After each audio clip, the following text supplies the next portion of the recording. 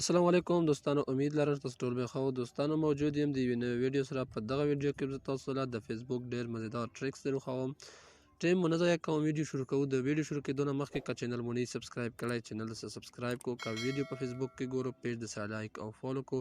فرسټ اف آل سمپلی به تاسو خپل فیسبوک آپشن ته راشو.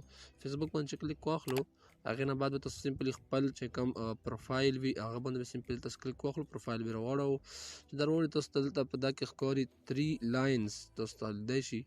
په دا باندې به سمپلی تاسو کلیک واخلو. چې دا باندې کلیک واخلو، دلته کې به تاسو ته خپل چې کوم اکاونټ هغه وي ټول ډیټیل وي هغه به تاسو ته شو شي. په دا کې فاست آپشن تاسو ته لیدی شي اکاونټ سټیټس. د نه تاسو کاتی شو خپل اکاونټ سټیټس چې مونږ کوم آی ډي دو دا به سمپلی زه په دا باندې کلیک واخلم. تاسو ته زه وښیم چې کومه دا آی ډي دو تاسو سره دا خو په وارننګ کې نه دو، دلته کې بیا لیکلی چې کله وارننګ کې وي دا فیسبوک اکاونټ په ځای باندې هغه لیکلی وي ریسټرایک آپشن په دا باندې لیکلی وي. ښه نمبر 2 چې کوم آپشن دی ټریکس دی، په دا کې به تاسو سمپلی دا نه به بیک کېږو نه مکمل. په دا کې تاسو لیدی شي ارچیو باندې به سمپلی کلیک واخلو. په دا کې تاسو کاتی شو ټول هغه ډیټیل چې کوم تاسو ډیلیټ کړي وي یا تاسو سره وي د نه اول نه تاسو دلته شي ټریس چې کوم درته ډیلیټ کړي وي دلته کې دا باندې کلیک واخلي.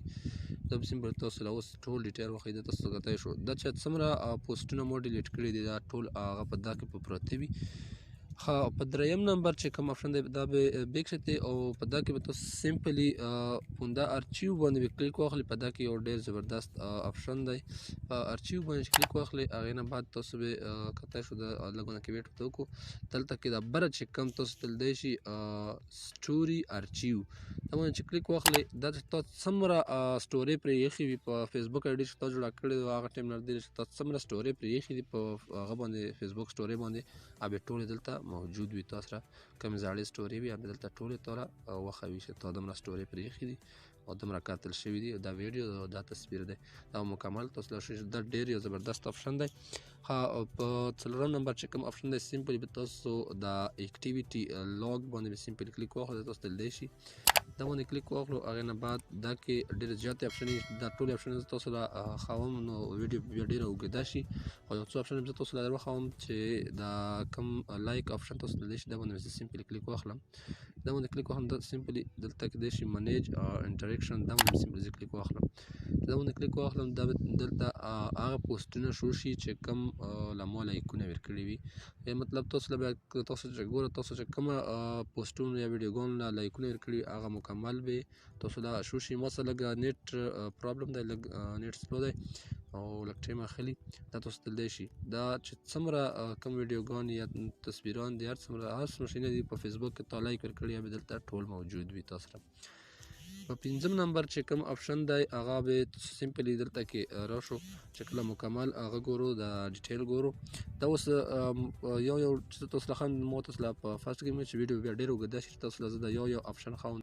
په دا کې بیا مکمل تاسو ته لیدی شي په لاندې کوم آپشن دی په دا سایډ کې د هغه غونډه کې ایر غونډه کې نشان دغې شي غونډه کې نشان تاسو ته لیدی شي. دا باندې چې کلیک واخلي دا به تاسو له ټول مکمل هیسټري مکمل هر څه به تاسو له شو شي. بیا تاسو په خپله پکې کاتی شو دا باندې چې کلیک اخلو هر یو آپشن تاسو چک کولی شو ټول مکمل.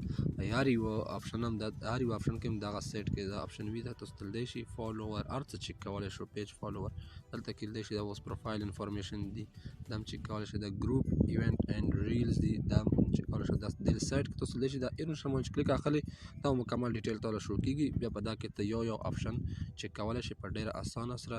دا اوس انټریکشن چې کوم دی دا باندې سمپل د سایټ کې کلیک اخلم دا تاسو ته لیدی شي.